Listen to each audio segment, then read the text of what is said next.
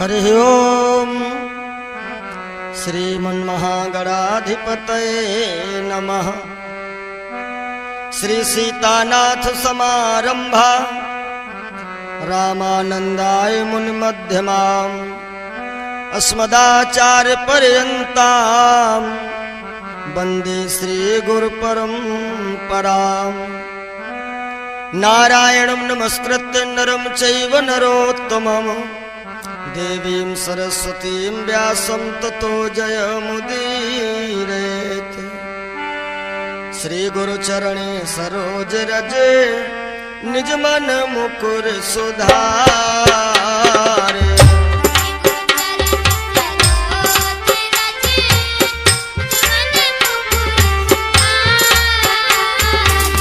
वरणो रघुवर विमल जस जो दायक फल चार।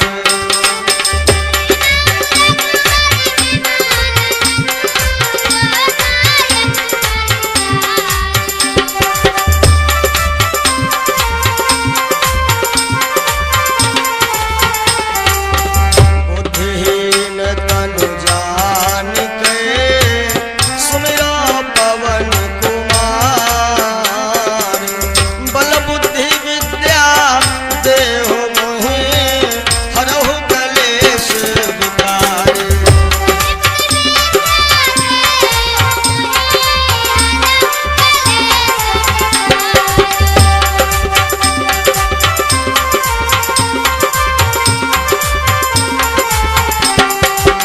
तो श्रोताओं, जैसा कि जय और विजय को जब श्राप मिला था कि तुम 3 जन्म तक प्रेत योनि में रहोगे, तो प्रथम बार इनका जन्म महाराज कश्यप के वहां होता है। जुड़वा बालक हुए, एक का नाम पड़ा है हिरण्याक्ष और दूसरे का नाम पड़ा है हिरण्यकश्यप। हिरण्याक्ष जो है ज्यादा पाप कर्म करने लगा, इसलिए भगवान ने 12 का रूप धारण करके उसका वध किया। और जब हिरण्याक्ष का वध सुनता है हिरण्यकश्यप तो आग बबूला हो गया। काहे के होना भी चाहिए कि भाई के मरने का सदमा दुनिया में सबसे बेजा है, और इसको वो सहने पाता है जिसका वज्र का कलेजा है।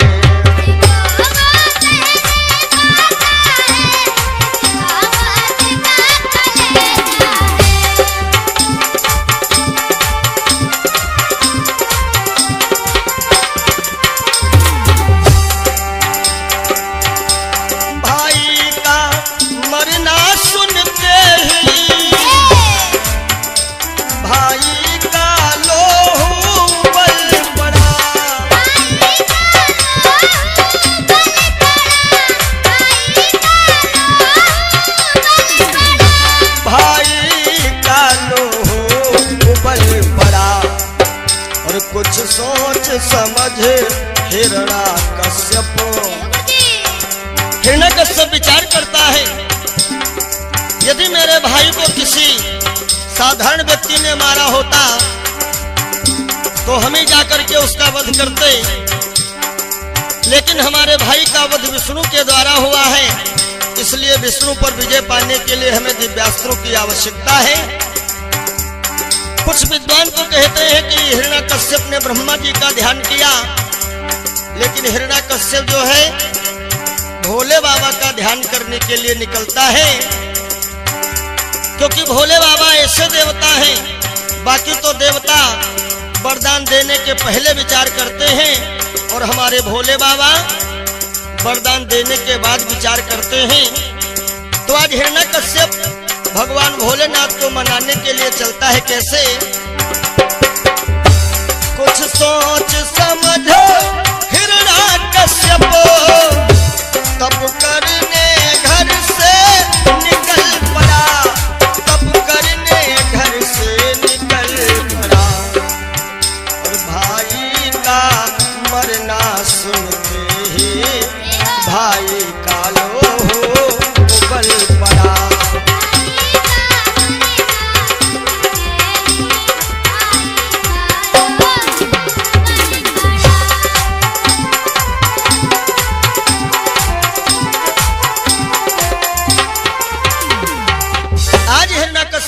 भगवान भोलेनाथ को मनाने के लिए कैलाश पर्वत पे पहुंचा। देखिए भोले बाबा ऐसे देवता हैं, ये वरदान देने के बाद विचार करते हैं, पहले नहीं करते हैं। जैसा कि भस्मासुर को वरदान दे दिया कि जिसके ऊपर दाहिना हाथ रखोगे वो भस्म हो जाएगा, तो एक दिन भोले बाबा के ऊपर ही भस्मासुर हाथ उठा करके दौड़ा। लेकिन भोले बाबा अपनी आदत से बाज नहीं आए। एक भक्त और हुआ है जिसका नाम पड़ा था बारासुर, उसको भी भोले बाबा ने वरदान दिया कि तेरे 1000 हाथ हो जाएं, 10,000 हाथियों का बल आ जाए।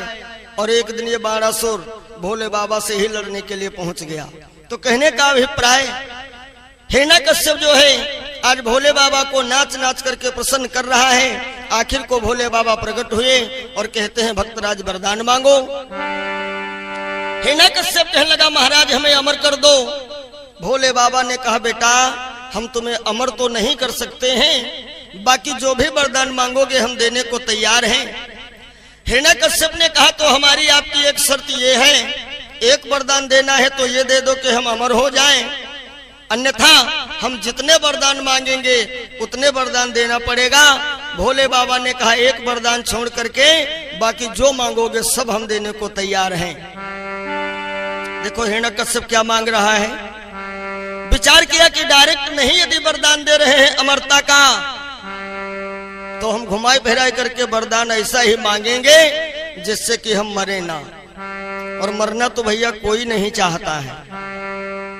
बूढ़े लोग परेशान होकर के कहे तो देते हैं कि भगवान हमको भी बुला लो, लेकिन जब तबीयत गड़बड़ होती है तो यही कहते हैं डॉक्टर साहब इस बार बचा लो। मरना कोई नहीं चाहता है। हिरण्यकश्यप क्यों चाहे?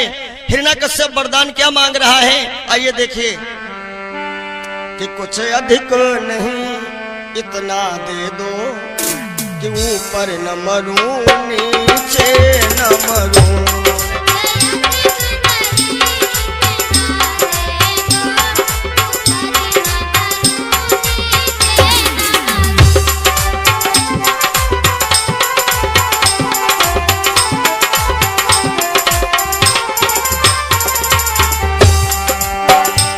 कुछ अधिक नहीं इतना दे दो, ऊपर न मरूं नीचे न मरूं, और निस में न मरूं दिन में न मरूं, भीतर न मरूं बाहर न मरूं।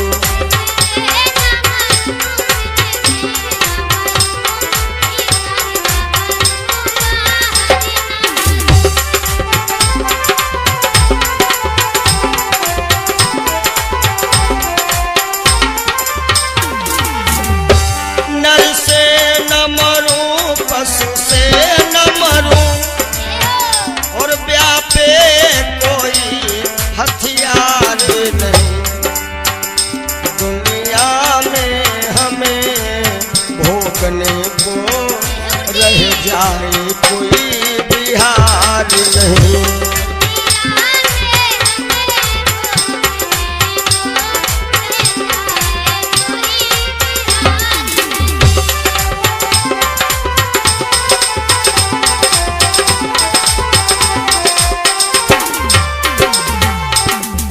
वरदान क्या मांगा?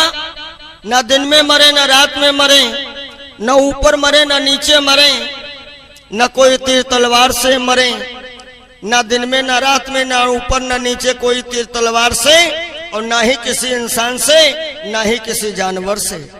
भोले बाबा एवं मस्तु कहते गए बेटा और मांगो।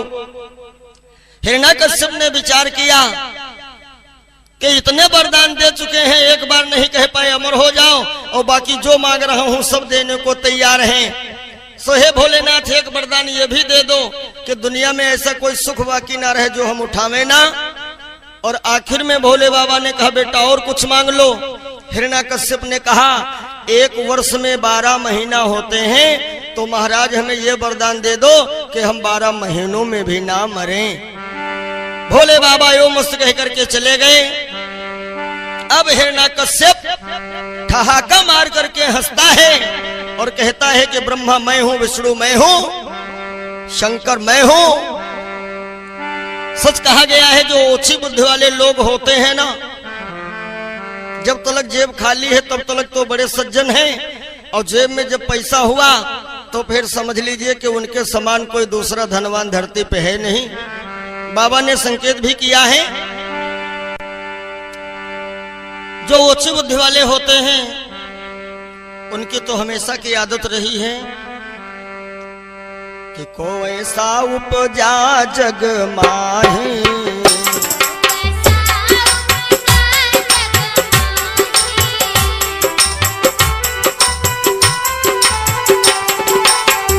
कोई ऐसा उपजा जग माही,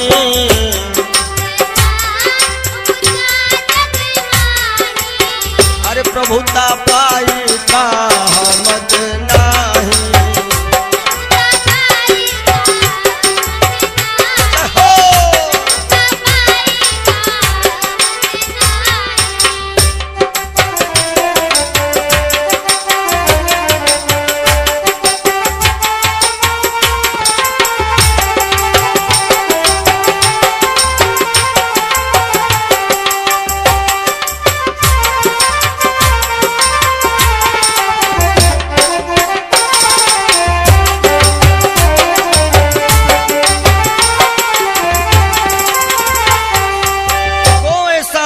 जग माही प्रभुता पाए का हमद नाही।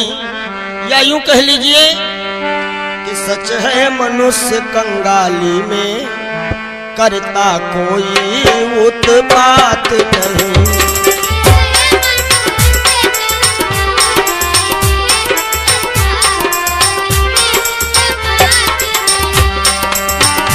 सच है मनुष्य कंगाली में करता कोई उत्पात नहीं, और जब वही धनी हो जाता है तब करता सीधी बात नहीं।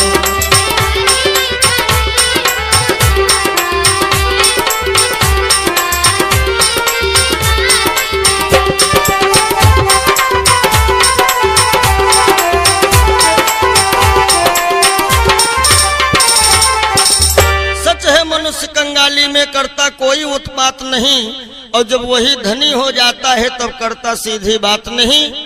हिरण्यकश्यप ने ऐलान करवा दिया कि लइयो मम बैरी के रो नाम के भूल नहीं, माला तोर फेंको छापा तिलक लगइयो ना, और जइयो ना दिवाले नहीं परवाले हम उतार ले हो, पूजा पाठ योग यज्ञ हवन करियो ना।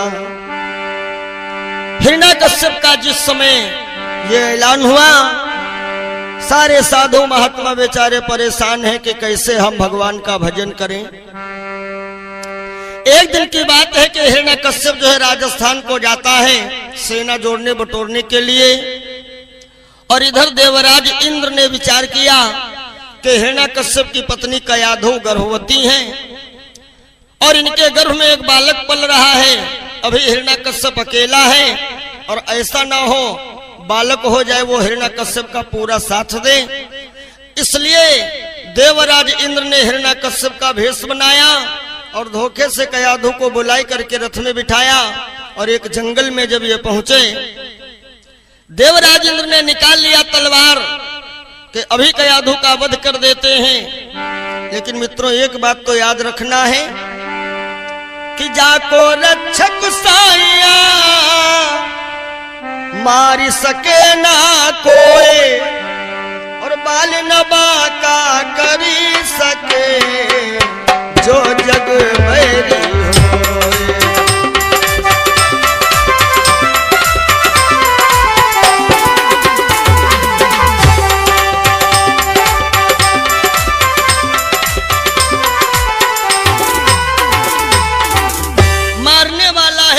बचाने वाला है भगवान।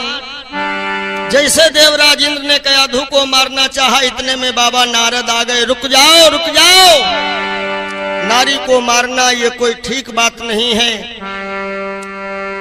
हिरण्यकश्यप की पत्नी कयाधु इस समय निहत्थी है, क्यों मारना चाह रहे हो?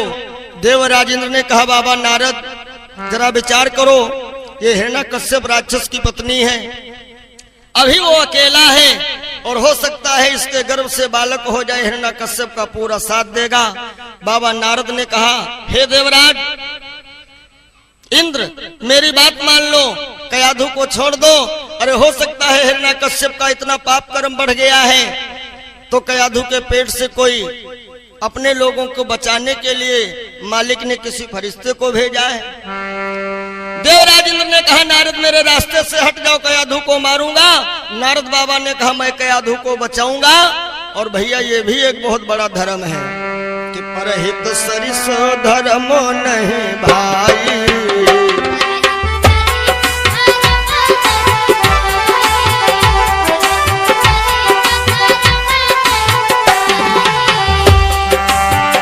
परहित सरिसो धर्मो नहीं भाई,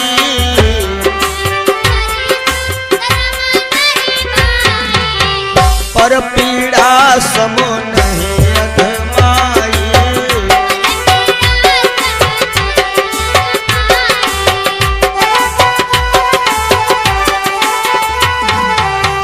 देव ऋषि नारद ने कयाधु को छुड़ा लिया और सीधे अपने आश्रम पर लिए चले जाते हैं।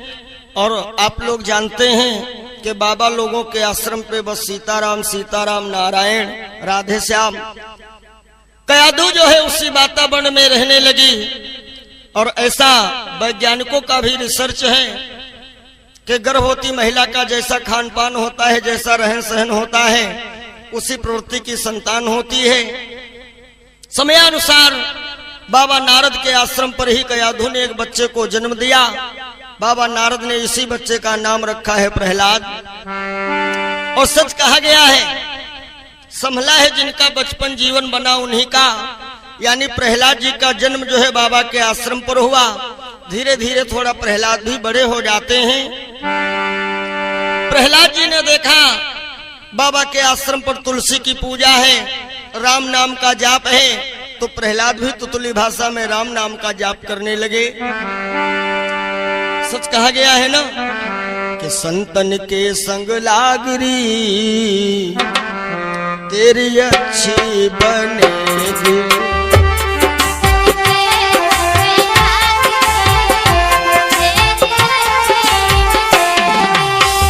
अच्छी बनेगी तेरी बिगड़ी बनेगी,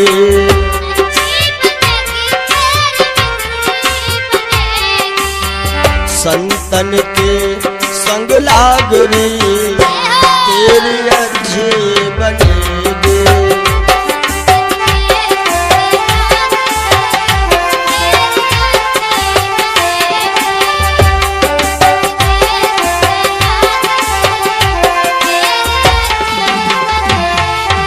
अरे भैया प्रथम भगत संतन कर संगा, भगवान ने कहा है कि पहली भक्ति जो है ये संतों के संग में है।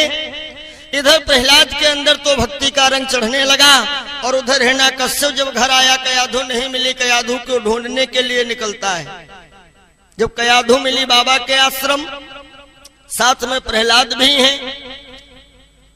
हिरण्यकश्यप ने विचार किया और कहा नारद आज हम तुमको जिंदा नहीं छोड़ेंगे। तो कयाधु ने कहा महाराज ये बाबा नारद की ही कृपा है जो आज हम जिंदा हैं, हमें देवराज इंद्र मारना चाहते थे।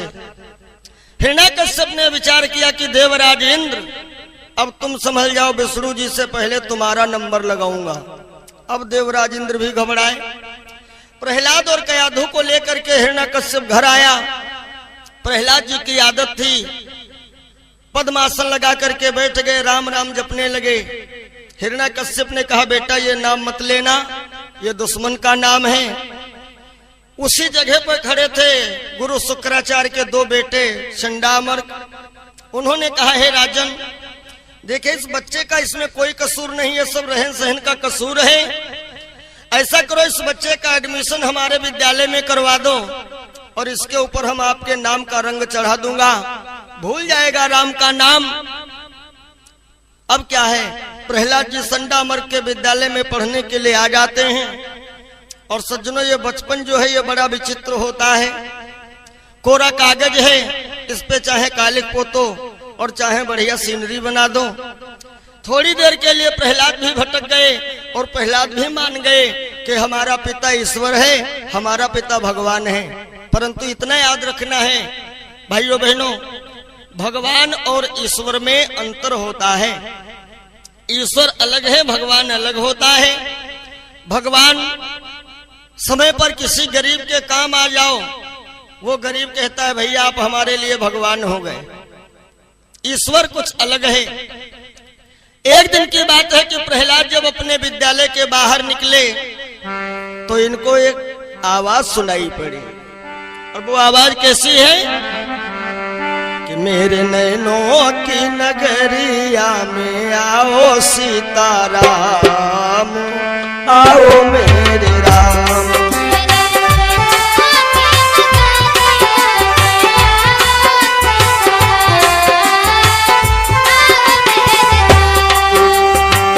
आओ मेरे राम, आओ मेरे राम, मेरी सोनी सी, मेरी सोनी सी मरैया में आओ मेरे राम, आओ मेरे राम।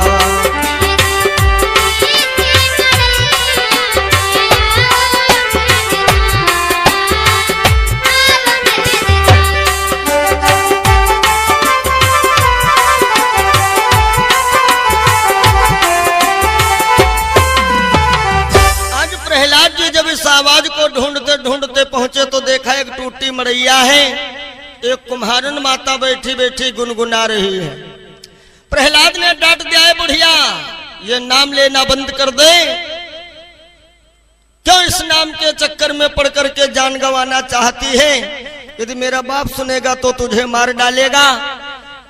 कुम्हारन माता कहने लगी बेटा तुम्हारा बाप कैसे मार सकेगा? अरे मारने वाला है भगवान, बचाने वाला है भगवान। प्रहलाद ने कहा भगवान और ईश्वर जगत का पालनहार मेरा बाप है। कुम्हारन माता ने कहा नहीं बेटा तेरा बाप धनवान है, घमंडी है, लेकिन वो भगवान या ईश्वर नहीं हो सकता है। और बेटा एक बात और बता दें, जिस धन के घमंड में तेरा बाप इतना चूर है, याद रखना सच कहा गया है सज धज के जिस दिन मौत की शहजादी आएगी, ना सोना काम आएगा ना चांदी आएगी। ये चेतावनी भाग 1 में आप लोगों ने हमारा भजन सुना होगा। कुम्हारन माता ने कहा प्रहलाद अरे हम तुम्हारे बाप को नहीं बल्कि तुमको भगवान का दर्जा देंगी, लेकिन एक काम करना होगा। वो कौन सा? कहा मैंने एक बिल्ली पाल रखी थी, उसके 4 बच्चे थे, बड़े प्यारे थे, और आज जब मैं आवा लगा रही थी तो धोखे से 4 बच्चे आवे में बंद हो गए, आग लग चुकी है। अब यदि तेरा बाप भगवान है तो इन बच्चों को जिंदा निकाल दे। प्रहलाद हंसने लगे कि जलते हुई आग से भला ये बच्चे जीवित कैसे निकल सकते हैं? क्या तेरे राम बचा लेंगे? कुम्हारन माता ने कहा हाँ बेटा हमारे राम बचा लेंगे, क्योंकि चमत्कार को ही दुनिया नमस्कार करती है, और मेरे भैया जब चमत्कार नहीं तो नमस्कार नहीं। प्रहलाद ने कहा ठीक है तो आज मैं जा रहा हूँ, और कल जब आऊंगा मेरे सामने आवा खुलेगा, यदि बच्चे जिंदा हैं तब तो हम आपकी शरण में आ जाएंगे, और यदि बच्चे मर गए तो समझ लेना तुम्हारी भी पूर्णमासी हम कर देंगे। प्रहलाद जी चले गए। अब तो कुम्हारन माता के सामने चुनौती है, बेचारी रात भर गाती रही कि गहरी नदिया नाव पुरानी, लंबा बड़ा किनारा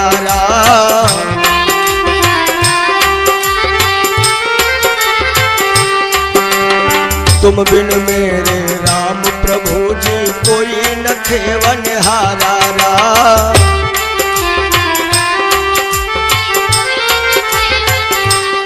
मेरी नैया के, ओ मेरी नैया के खिवैया बन कर आओ मेरे राम, आओ मेरे राम।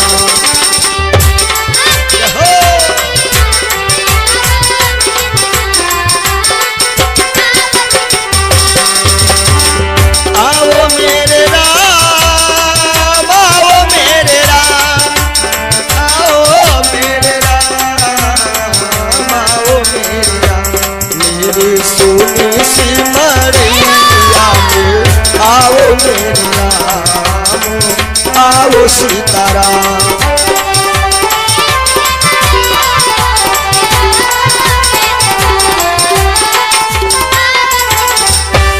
रात बीती सवेरा हुआ और सवेरे सवेरे प्रहलाद जी जब आए, कुम्हारन माता से कहा आवा खोलो। जैसे आवा खोला गया, चारों बिल्ली के बच्चे म्याऊ म्याऊ कर करके बाहर आ गए। प्रहलाद जी को संदेह हुआ, प्रहलाद जी को संदेह हुआ और कहने लगे तुम्हारे आवे में कुछ गड़बड़ी है। जैसे झांक करके देखा तो देखा एक हंडी के अंदर भगवान श्री हरि राज रहे, शंख चक्र और गदा पदम संग में खगराज विराज रहे।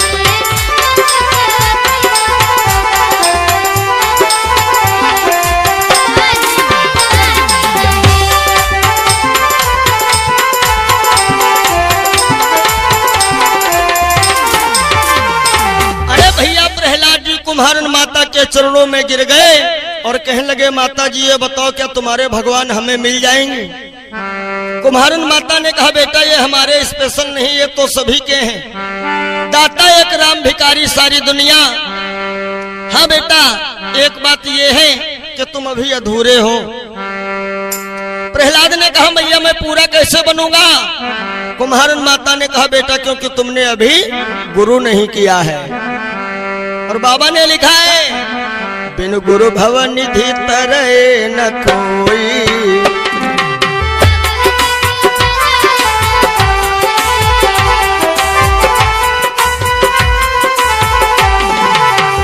बिन गुरु भव निधि तरह न कोई, बिन गुरु भव निधि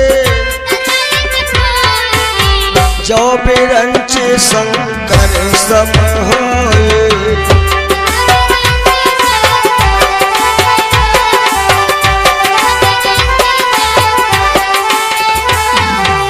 लेकिन एक बात मैं जरूर बताना चाहूंगा, आज का समय बड़ा विचित्र है।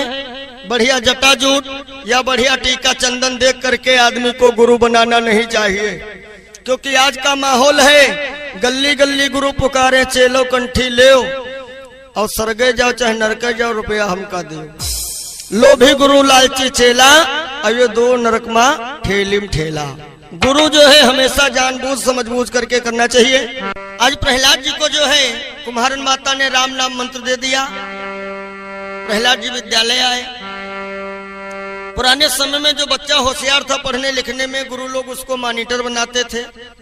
संडामर्क ने कहा बच्चों आज का पाठ मॉनिटर प्रहलाद तुमको पढ़ाएंगे।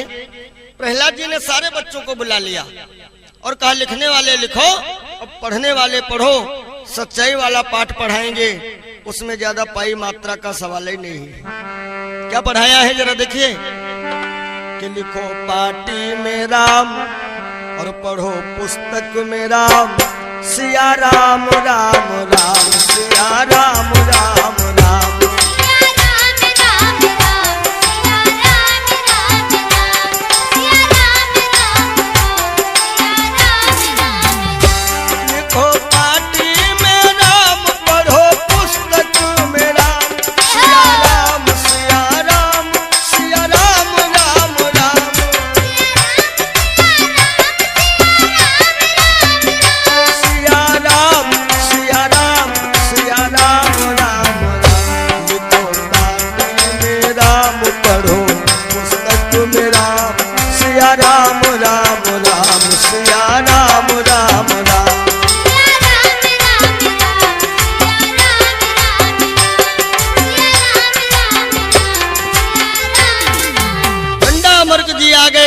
प्रहलाद ये तुम्हारे चाचा का कातिल है और उसका नाम क्यों ले रहे हो?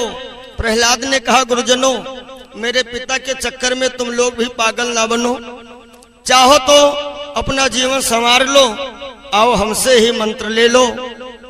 संडा अमर्क नाराज हुए और प्रहलाद को पकड़ करके ले गए हिरण्याकश्यप के पास। महाराज जब आपका ही बेटा आपके दुश्मन का नाम लेगा तो बोलो मैं क्या करूं? हिरण्याकश्यप ने बुलाया और कहा बेटा क्या तुम मेरे दुश्मन का नाम ले रहे थे? प्रहलाद ने कहा नहीं तो पिताजी, अरे हम तो जगत के पालनहार का नाम ले रहे थे। नहीं बेटा, ये तुम्हारे चाचा का कातिल है। प्रहलाद ने कहा पिताजी, ईश्वर को दोष क्यों दे रहे हो?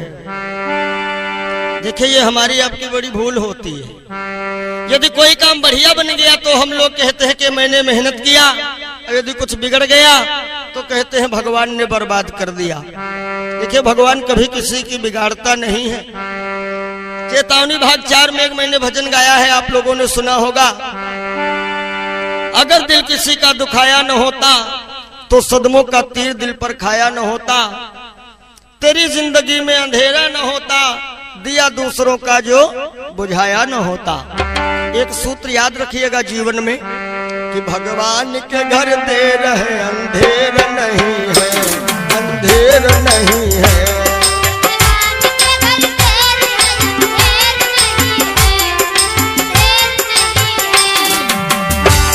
भगवान के घर देर है, अंधेर नहीं है।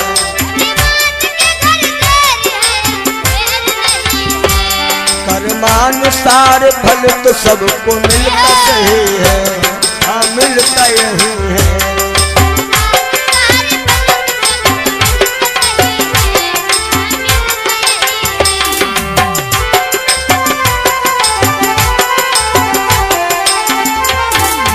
भगवान के घर देर है, अंधेर नहीं है, यानी कर्म प्रधान विश्व करि राखा, जो जस के न सो तस फल चाखा। हिरण्यकश्यप से प्रहलाद ने कहा पिताजी, चाचा ने गलती किया और उनको सजा मिली कर्म के द्वारा, तो आप काहे गलती कर रहे हो? चाहो तो हमसे मंत्र ले लो। हिरण्यकश्यप ने प्रहलाद को गोदी से फेंका, बड़ी दूर गिरा प्रहलाद। कयाधु ने आकर के उठा लिया। हिरण्यकश्यप ने कहा कयाधु, जाओ इस दुष्ट को जहर दे करके मार डालो। आज कयाधु आई और जैसे प्रहलाद जी को जहर का प्याला दिया, प्रहलाद ने प्याले को हाथ में लिया और बड़ा प्रेम के साथ में कहा मामा जी, हम तुमसे प्रेम करते हैं। और जैसे जहर का प्याला प्रहलाद ने पिया, देखिए लक्ष्मी जी और जहर समुद्र मंथन में दोनों लोग निकले थे, इसलिए जहर और लक्ष्मी का भाईचारे का संबंध है, भाई बहन का रिश्ता है। और प्रहलाद जी लक्ष्मी जी को माता और माता के भाई को मामा कह रहे हैं, इसलिए मामा मामा कह करके जैसे जहर पिया। अब ये जहर राम जी के पास पहुंचा, राम जी ने अपने इष्ट देव का ध्यान किया, यानी ये जहर जो है भोले बाबा के पास गया। भोले बाबा ने इस जहर को अपने गले में ही रोक लिया, इसलिए इनका गला जो है कंठ नीला पड़ गया।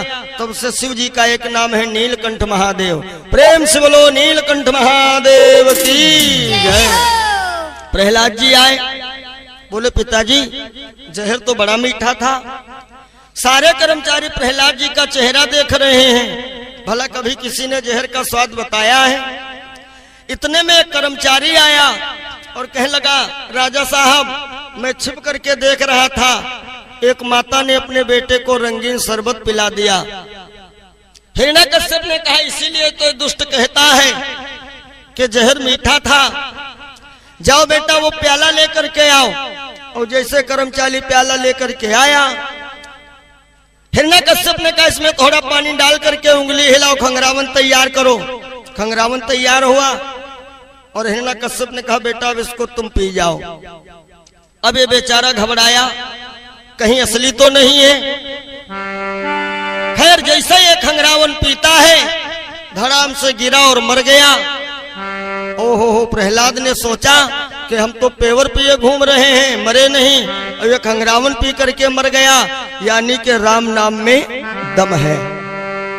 प्रहलाद जी झूमने लगे कि राम जपने से तर जाएगा, हाँ राम जपने से तर जाएगा।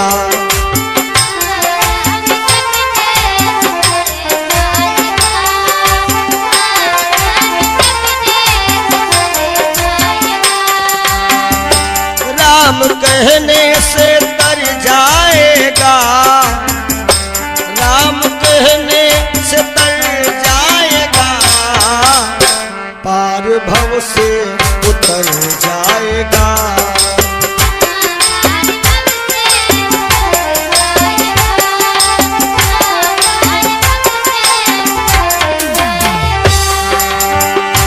बड़ी मुश्किल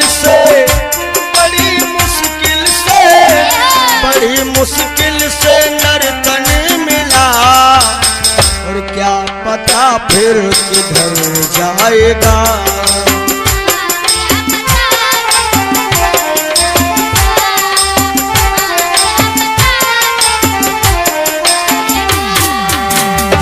क्या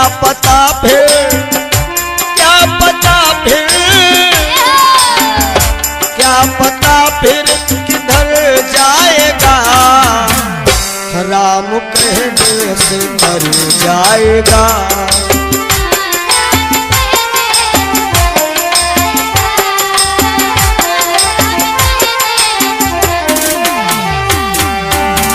हो उसके आगे तू, उसके आगे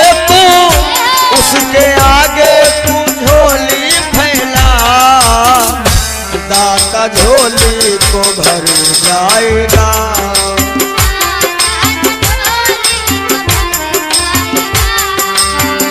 दाता झोली को भर जाएगा।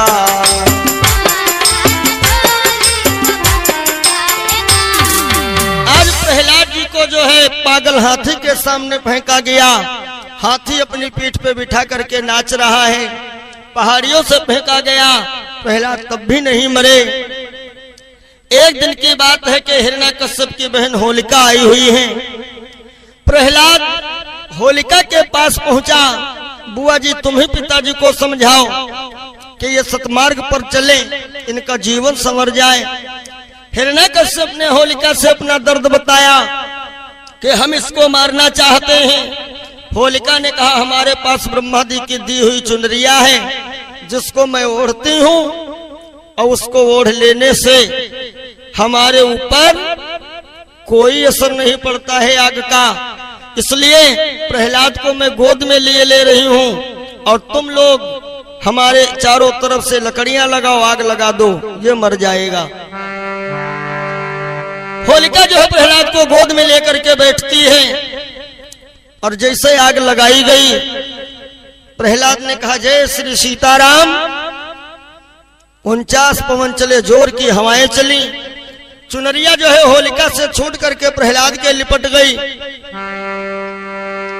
और चुनरिया जब प्रहलाद के लिपट गई, होलिका चिल्लाने लगी ब्रह्मा ये कैसा तुम्हारा दिया हुआ वरदान, कैसी तुम्हारी चूनर है, हमें जला रही है। ब्रह्मा जी ने कहा यह चूनर तुम्हें दी गई थी अपनी रक्षा के लिए, न कि भक्तों का वध करने के लिए, भक्तों को जलाने के लिए। आखिर में परिणाम प्रहलाद जी बच गए, और होलिका जो है जल करके खाक हुई। ये होली का पर्व अपने हिंदू समाज में हम लोग मनाते हैं, और गौर करिएगा कितने देवता हैं, कितने राक्षस हैं।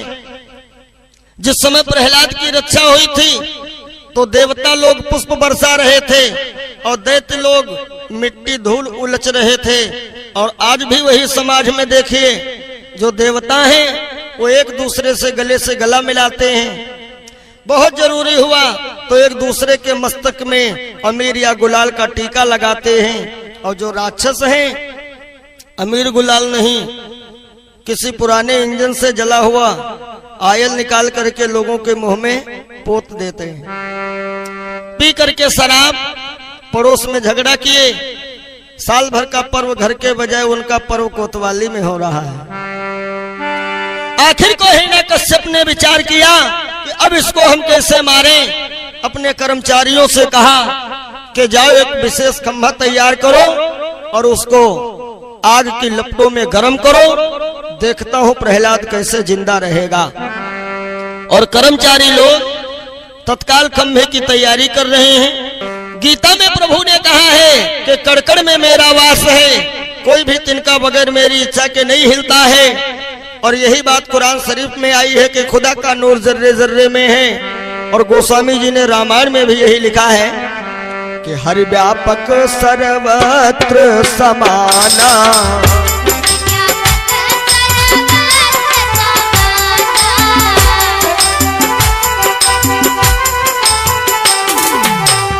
हरि व्यापक सर्वत्र समाना।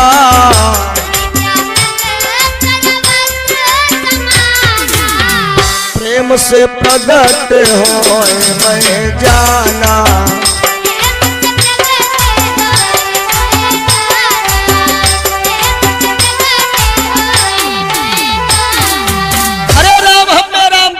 राम खंभे में, राम तलवार में, और जैसे खंभे का नाम लिया हिरण्याकश्यप ने खंभे पे मारी तलवार, निकल कहाँ छिपा बैठा है राम।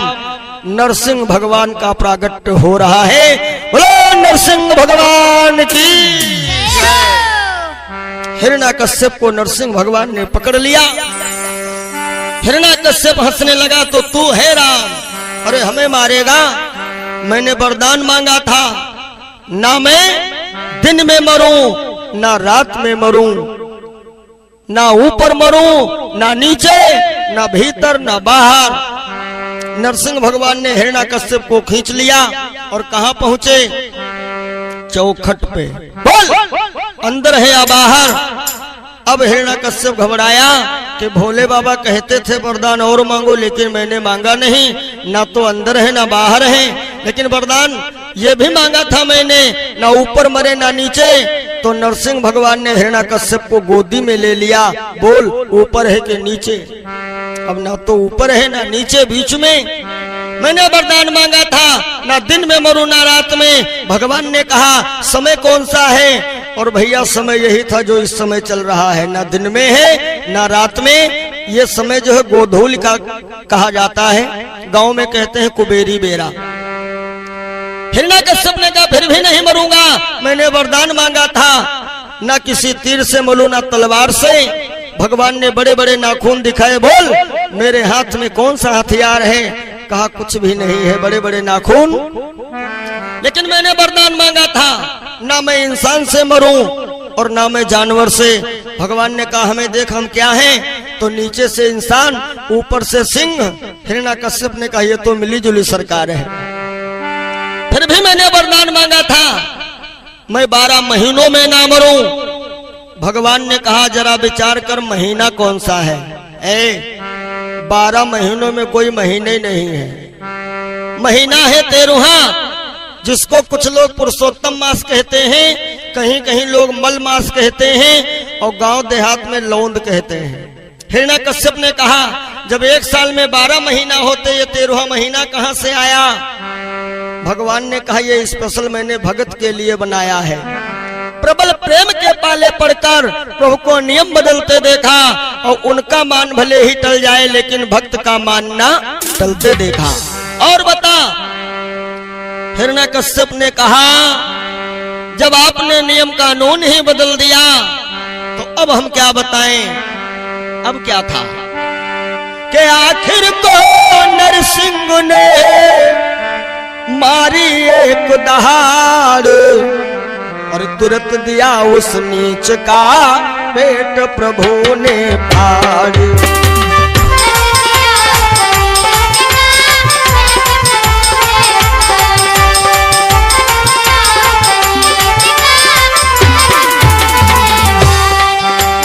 तो आइए एक बार सभी भक्त प्रेम के साथ में बोलेंगे,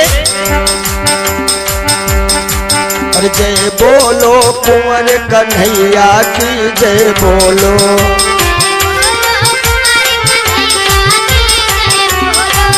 जय बोलो यशोदा जी के भैया की जय बोलो।